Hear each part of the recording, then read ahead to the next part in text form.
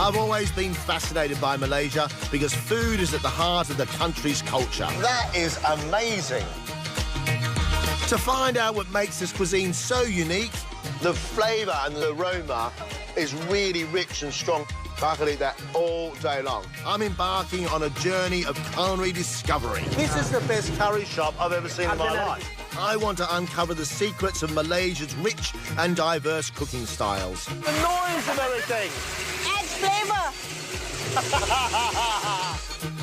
And use everything I've learned on my travels to help you transform your home cooking. This is my Malaysian adventure, and I think it's going to be spectacular.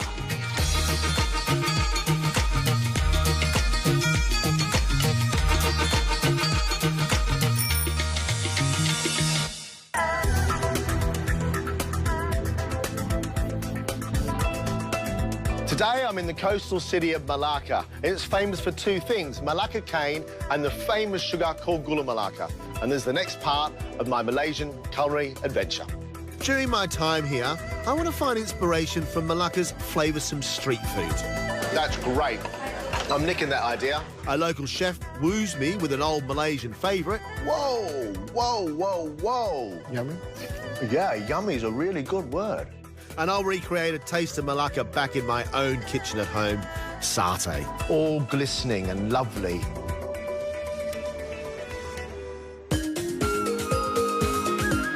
Situated on the west coast of the Malaysian peninsula, Malacca was once one of Southeast Asia's greatest trading ports.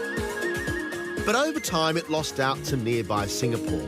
But much of the city's ancient buildings and old ways of life remain. And today, Malacca's become a tourist hotspot thanks to its UNESCO listing as a World Heritage Site. But I'm not here to admire the architecture. Over generations, Malacca's multicultural population has created unique local variations on traditional Malaysian dishes. One thing I love about this country's cuisine is its rich history. And here to tell me more about how Malacca's past has influenced the flavours of its food is local expert Donovan Lewis. Donovan? Good John, morning. Nice to meet you. Welcome to Malacca, John. Oh, thank you. It's an extraordinary looking place. So this is the gateway to the old city. Yes, the Portuguese built this in the 1500s. I'm getting confused here because I know about the influence of the Chinese, I know the influence of the Indians, I know the influence of the Malaysians. But Portuguese? Yes. The Portuguese were here? Yeah. Why is that? The Portuguese were the first European pioneers that arrived here. They just came here to trade. So in 1511, they arrived and they took siege of the city and they decided to build a fortress. I'd love to look around. Yeah. So where are we off to? We're going to head out towards the old Dutch quarter. Hold on, one sec. Yeah. One sec. Hold on. We're just talking about the Portuguese. Now you're telling me the Dutch as well? Yeah. The Portuguese... Is there anybody who hasn't been here? I mean, between the Indians, the Chinese, the Malaysians, the Portuguese, the Dutch... Yeah? The English? Yes. Now the Aussies are here. Yeah. Hey, bring in the Aussies. Bring them. Yeah. Good on you, mate. Come on, you. Let's go. Come on. The Aussies have some catching up to do because the Dutch influence in Malacca goes back to the 1600s when the settlers from Holland took almost 40 years to capture the city from the Portuguese. This was constructed by the Dutch. It was known as the State House. Literally represents the city administrative centre under the Dutch administration in Malacca. Later parts, as the British took over from the Dutch, it became an English administration centre. Good afternoon, ladies and gentlemen, and welcome to my Malacca. Hey, there you go. Long before the Dutch arrived, Chinese migrants settled in Malacca. Their descendants, known as Peranicans, brought the Baba Nyonya style of cooking to the region, blending Chinese ingredients with Malay cooking techniques. I want to find inspiration from all these diverse cultures to use in my recipes, and Donovan knows the best place in town to sample Baba Nyonya cuisine. Well, Nancy's restaurant is just down the corner here. Nancy? Who's Nancy? Well, Nancy's this Peranakan lady. The restaurant has been going on for almost about 20 years. What we have here is the spring roll, or better known as locally as popiah. Oh, it's like a crepe. Yeah, crepe, yeah. This crepe, it sort of must come from the Dutch. Yeah, very much so, yeah. So you have the sweet sauce, and that's onions. So onion puree? Onion puree, chili, yeah. Bean sprouts? Bean sprouts, yeah. Fried egg? Yeah. French beans. Cucumber. And that is? Pork. Lard, yeah, that's the best part of it. Yeah, Pork lard? Yeah, you have pork lard in this. And what's Yeah. this? Oh, that's turnip. Hot steamed turnip. Yeah, that's right. This is one huge thing. Can I try that? Yeah, go for it.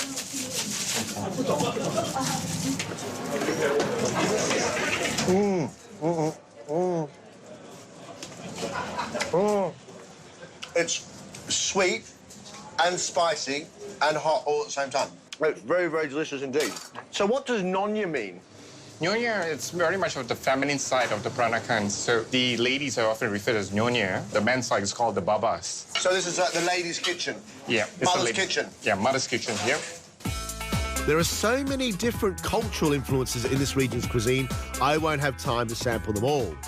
But there's one local speciality I definitely don't want to miss. Gula Malacca. Ah, there you go. That's what I've come for. Can I have some of this, please? So this is what I know about Malacca, right? This is Gula Malacca. This is palm sugar, and most palm sugar is quite light, but Gula Malacca is very, very dark and almost sort of treacly in smell and flavour. Smell it. And it smells almost like coffee and cough medicine together. This one and this one, the dark one, please. This is very much of a Malacca thing. Oh, pandan sugar as well. And it's good, yeah. Can I try it? Yeah. Thank you. What do I do? Just gotta open up the plastic and eat. Yeah. Hey, no. You gotta remove the plastic out, yeah. What do I do? All right, just hang on. Can you open up for him and just show him how to eat it? Yeah, right, and coconut, yeah. Oh. It's coconut flavoured jelly with the taste of pandan, coloured bright green from pandan. It's delicious. Terima kasih. Thank you. I'm looking for authentic cooking ideas to take back home. So I'm heading to the nearby Majestic Hotel to meet local chef Po, who's going to teach me how to make a traditional Baba Nonya dish. So, Po, tell me what you're going to cook for me. Today I will share with you is asam pedas. Asam pedas. Yeah. Sour and spicy fish. What's the origin of this dish, Po? It's a Peranakan. It's a mixture of Chinese and Malay. First, Po blends together some ingredients to make a paste. Onions, garlic, fresh turmeric, ginger and red chilli. So blend this with anything else in it? Water or anything? Yeah, we just add some water because it's more easy to blend.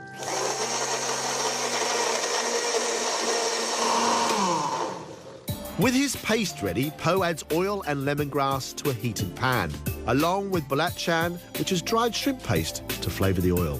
Belacan you can buy in any shop, anywhere, but you've got to cook it first or not? Usually we toast it before. Toast it. But what are you trying to do here? Just to get all the flavour of the lemongrass and the flavour of the belacan into the oil first before you fry everything else off? Yeah, correct. Once the oil's infused, time to add the paste. How do you know when it's ready? Yeah, you can see the oil is split from the paste already. Oh, I see. So the oil starts to split inside the pan, but that's very clever, so it all just splits. Next, Po adds some chilli paste. We use two types of chili. One is fresh chili and one is dry chili. This dry chili, how we do it like this, we soak in hot water. After half an hour, we blend it, it's become paste, the chili paste. So that's just straight blended dried chilies? Yeah. So not the sort of thing you want to eat with a spoon? Pretty hard. Yeah, fine. So Assam means what? Assam is a sour, we call sour. Means sour. Yeah. So it's spicy hot with chili, it's sweet with onions, smoky with turmeric. I love the smell of this. And do you have to cook the chili out as well? Yeah. And do you wait again until it starts to split once more? Yeah, correct. Once the oil begins to separate again, Po adds lime leaves along with laksa leaves. I can see now and I can hear it. This is starting to split again. Yeah. That's what you're looking for, is it? Yeah. How much of this do we put in? Just a few leaves, because we cannot put too much, it will cause bitter. It makes it bitter? Yeah. So we want it to be sour, not bitter. Next, Po squeezes some tamarind into a pulp. So all you do is just put some water over the top of it Yeah, and massage it all together. Yeah. And you just let that settle. yeah, settle. Without the tamarind, you can't make this dish, can you? Yeah, this is considered a main ingredient because of the sour from the tamarind. Oh, a lot of tamarind juice. Yeah. I've used tamarind quite a few times, and it is quite sour. but that's a lot. Po then adds aubergines along with okra, often known as lady's fingers. Even though it hasn't boiled very much, it just seems to have thickened into quite a thick paste sauce. It looks like the same sort of consistency of you know, bolognese. Now for the main ingredient of Po's asam pedas, snapper fillets. And after it's all simmered for around 8 to 10 minutes, the asam pedas is ready to eat. It looks and smells absolutely delicious. You can smell the black chan, you can smell the tamarind, and you can smell the lime leaf. All of them quite strong in their own right.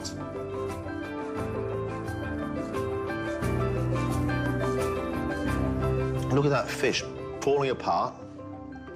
The sauce, that is a good-looking thing.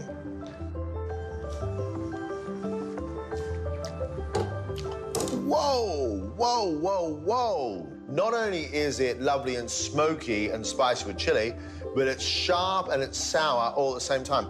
Yummy? Yeah, yummy is a really good word. It's absolutely yummy. Thank you. I'll be making that.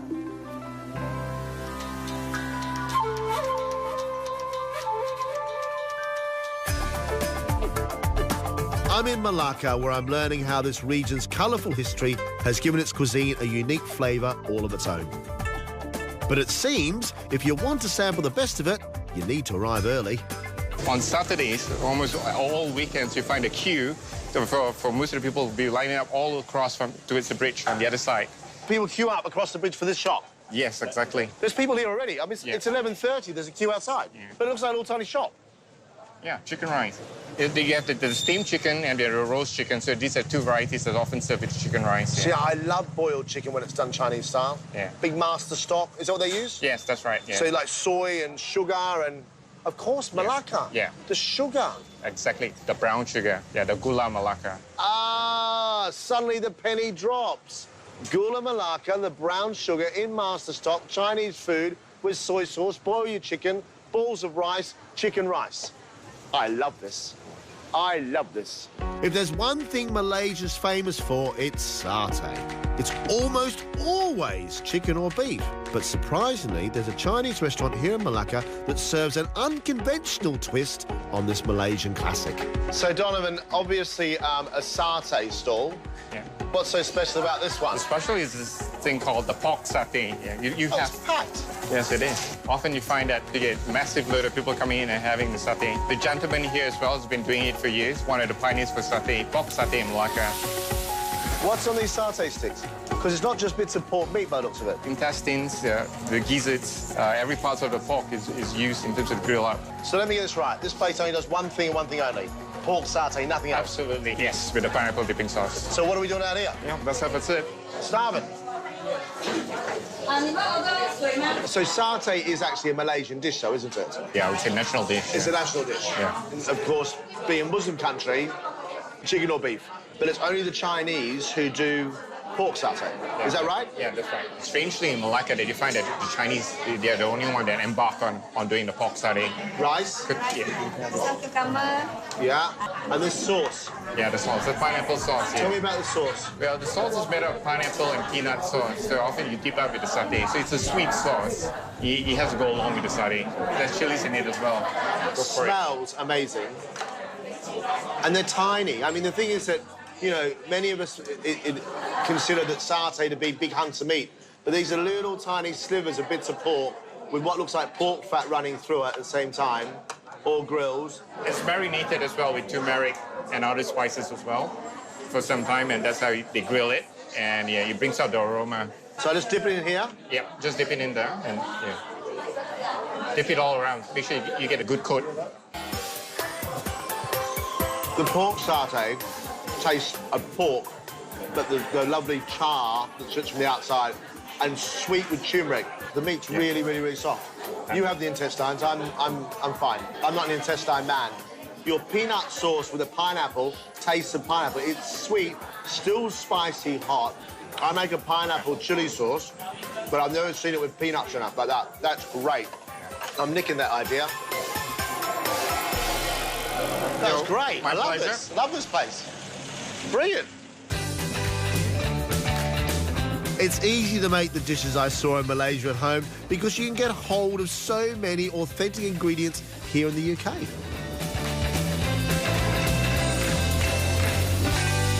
I'm back in my own kitchen and I'm going to show you how to make one of Malaysia's most famous dishes, satay. But not just satay anyway, but satay with a peanut sauce and a peanut sauce flavoured with pineapple. This recipe is inspired by Malacca, and there was this incredible old gentleman who'd been cooking satays at the same stall for over 40 years. And he had a special sauce, a secret sauce. And the secret sauce was a peanut sauce flavoured with pineapple. I have to tell you, it's delicious. We're going to do chicken satays. Chicken satays are all found all over Malaysia. And to get in the fridge,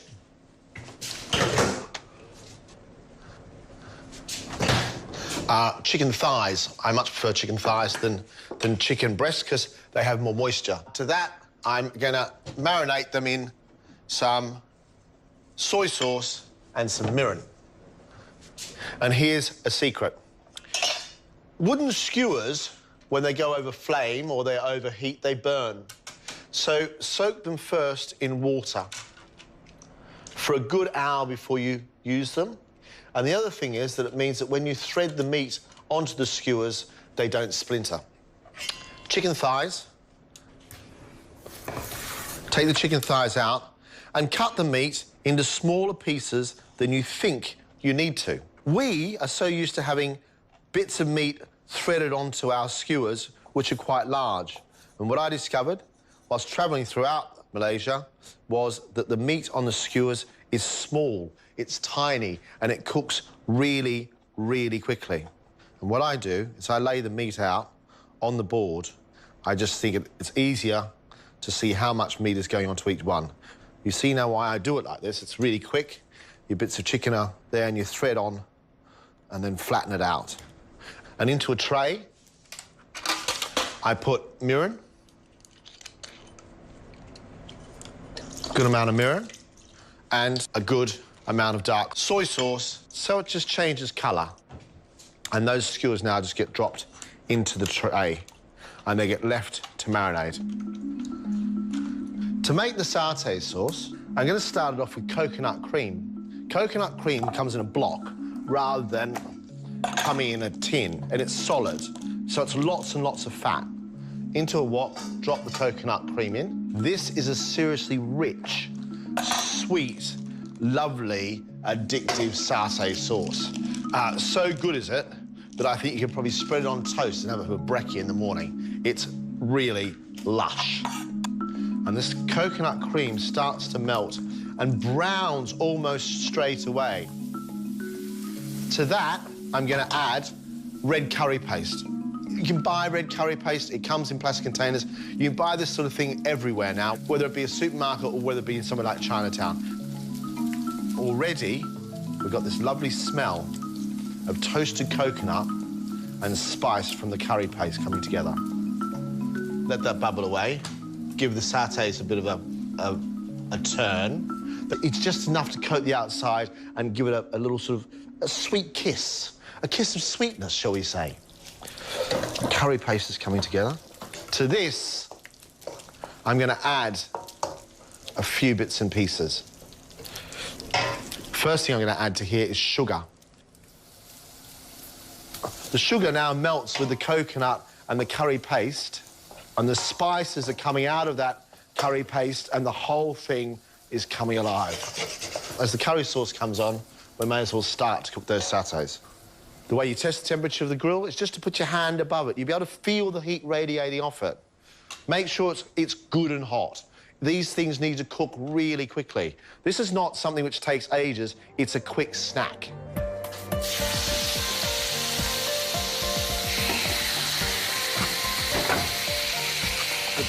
To this paste of red curry and coconut and sugar, I add peanuts, chopped peanuts, and lots of them. I add to that as well pineapple, but just pureed pineapple.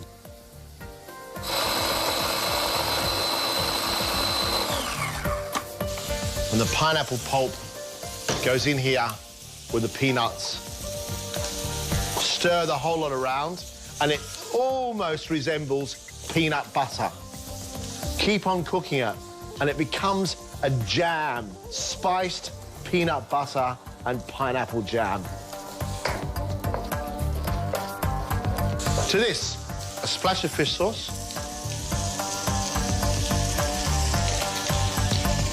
A splash of tamarind water. Coconut milk.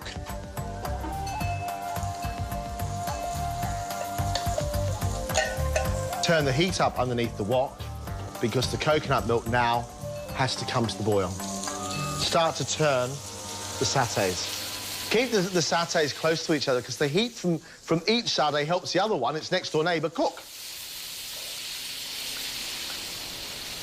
Satay sauce is coming together. The peanuts thicken the sauce miraculously, and then it starts to become a great dipping sauce for a few bits of grilled chicken. Satays, little tiny bits of chicken, quickly grilled. And this is why it's important that bits of chicken are small. And it's really important they're all about the same size because then they cook evenly. But look at that. All glistening and lovely, tasty chicken thigh with a little sweet kiss of mirin and soy. I can see the oil just starting to split out of the sauce. The expression, the oil splitting from the sauce, is used all the time in Malaysian cooking. It's just their way of understanding when the sauce is ready to go, and it's just about there. I get to dip this in here.